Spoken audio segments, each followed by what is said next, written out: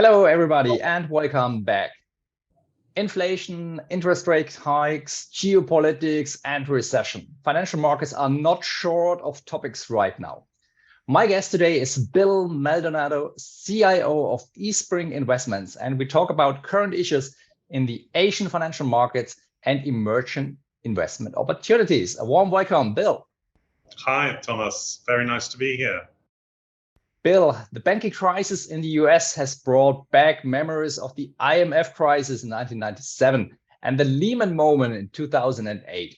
What are the current implications for the Asian financial sector?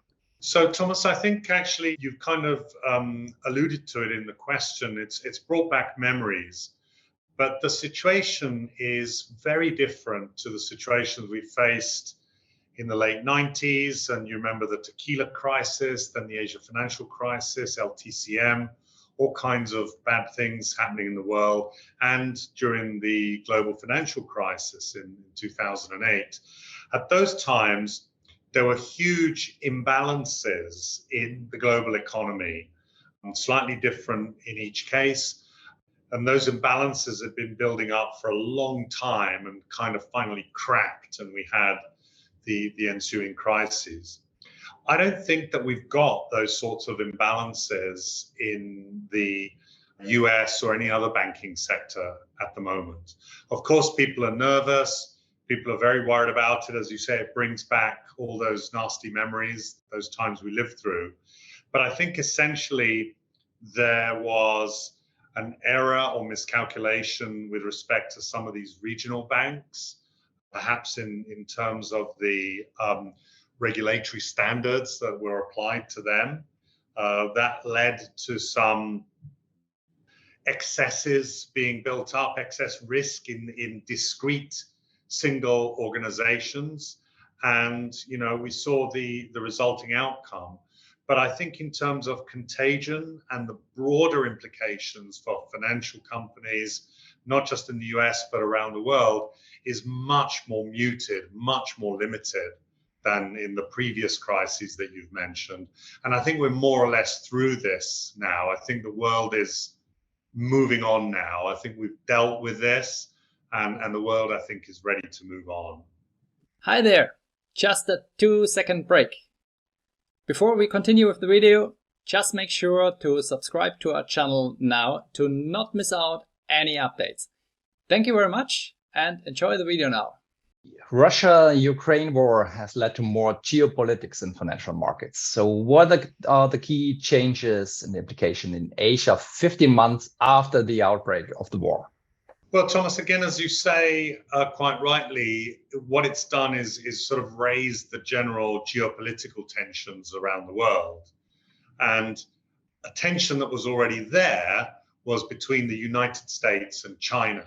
And that's a very important tension, not just for Asia, but for the rest of the world, but it's very relevant in Asia. And I think the Ukraine crisis has in some ways fed into that existing tension. And broadly speaking, that's not very helpful for kind of global trade and smoothing out those global tensions. But the thing that really, really matters, and perhaps we'll touch on later, is the strength of the Chinese economy and how that impacts the countries nearest to China, the Asia region. And in that regard, actually, things are now recovering quite strongly. So it's not great to have this geopolitical backdrop at all. It's not a good thing. But actually, on a short-term, day-to-day basis, what matters more is the strength of the Chinese economy. Interest rate hikes, on the other side, have made international bonds more attractive again. So in the current environment, what is the case for Asian corporate bonds and what for Asian equity? Yeah, again, look, there's a whole generation of bond investors and bond managers out there that haven't seen interest rates and yields at these levels. So there are some very attractive opportunities around. Asian bonds are very interesting. I think there's a bit of a historical hangover that isn't justified by the data and by the outcomes over the last 10, 20 years. And what I'm referring to is that there's a bit of a yield premium, despite default rates being the same as or lower than other markets, despite the average duration of the benchmark being shorter than other markets, despite the low correlation between that asset class and other bond asset classes around the world, we somehow still see Asia trading at a bit of a premium, both in investment grade and in high yield. And that's just not justified by any financials that we can think of, any fundamentals that we can think of. And therefore, that means it's an opportunity. It's an opportunity to capture a yield premium, and it's an opportunity to diversify a portfolio, particularly, I would say, for non-Asian investors. And we see a lot of interest, particularly from European investors in this. So I think it's a really great question and a really good opportunity for people in Europe to think about. The property crisis, China's big tax repriment, drastic COVID regime, and international tensions. So Chinese equities had 2 tough years. So what is the current case for China equity?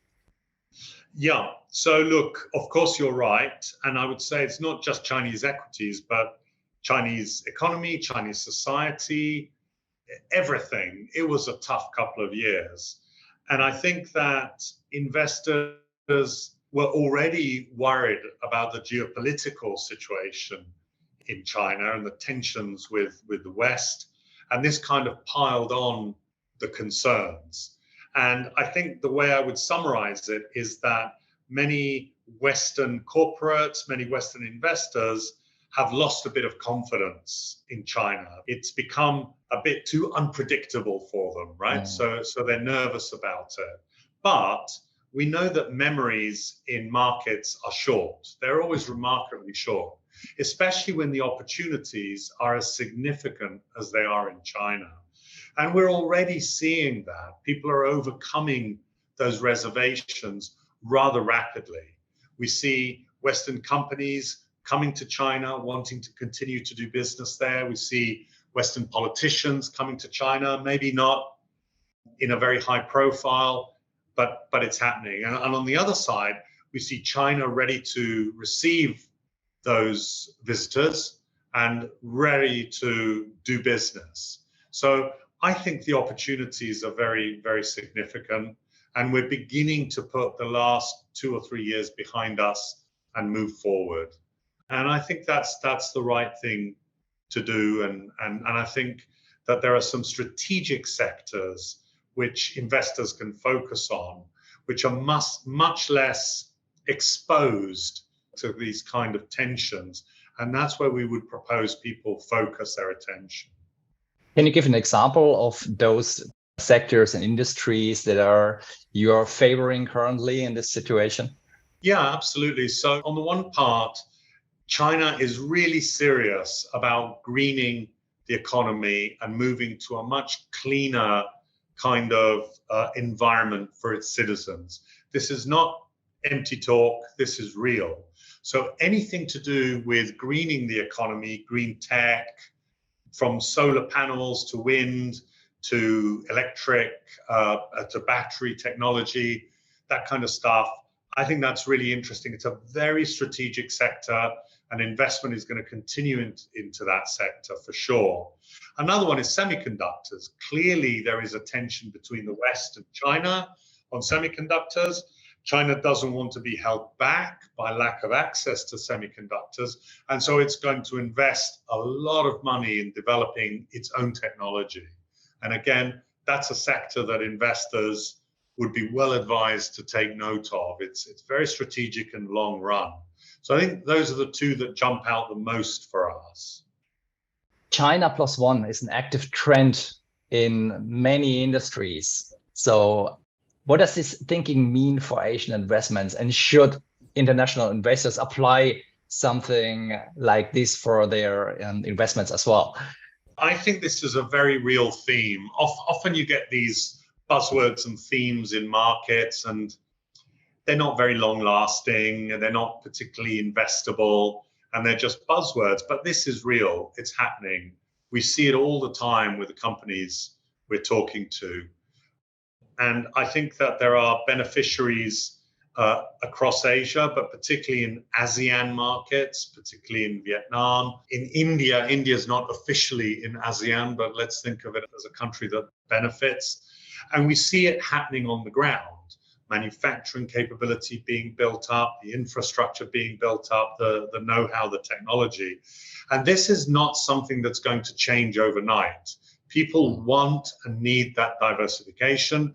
And even if they don't want it, their stakeholders want it, the investors in the corporates. So it's got to carry on. And it's not getting rid of China, it's diversifying from China. And in any case, China's moving up the value chain. It's no longer the lowest cost manufacturing center in Asia by any means. And that's not inflation in the Chinese economy. That's a deliberate government policy that's taken place over many, many years. So for many reasons that are coinciding at the moment, people need that diversification. And that ecosystem is growing, and there are beneficiaries you can invest in of that. So you already touched my next two questions. So especially the ASEAN region has recently attracted much more interest from international investors. So where do long-term investment opportunities in ASEAN arise? Yeah, so we've touched on some of them. So Vietnam has been a very high-profile recipient of the sort of China plus one theme. We touched on India. There are others, for example, in Thailand, there's been quite a long, well-established auto value chain that was driven primarily out of Japan. And that will continue to grow and thrive. So I think almost in every ASEAN country, you can look and you can find opportunities. And what we're seeing then is that the listed markets, the capital markets in those countries are also changing shape. In some countries, there may have been quite staid, industrial, conglomerate-driven markets. And we're seeing much more diversity of company coming to market now.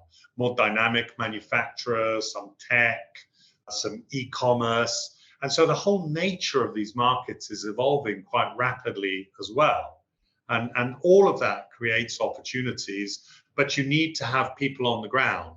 You need kind of on-the-ground knowledge of what's going on. And I think that's an important thing for investors to retain in mind.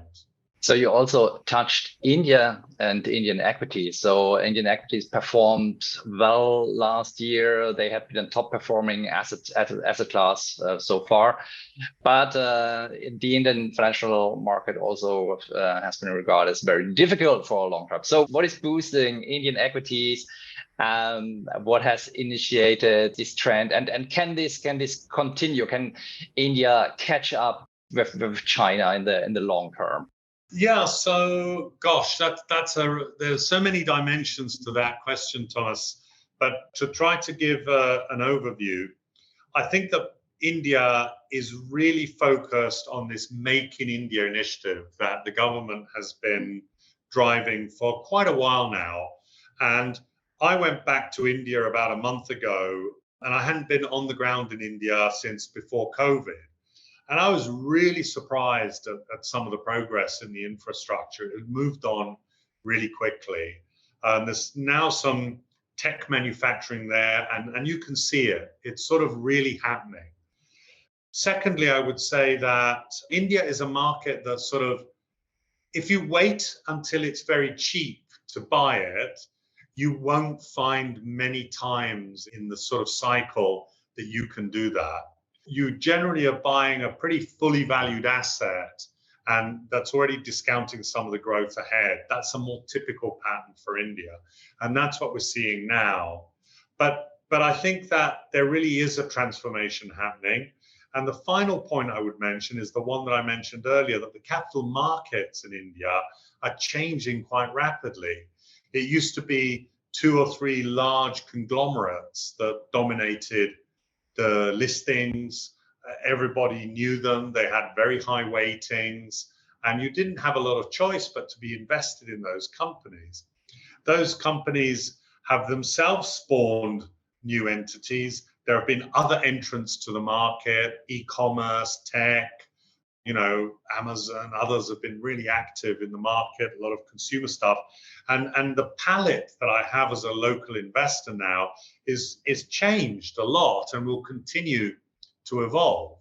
So maybe people have a mental picture of India from 10 years ago that isn't really the reality on the ground now. So that's worth thinking about as well.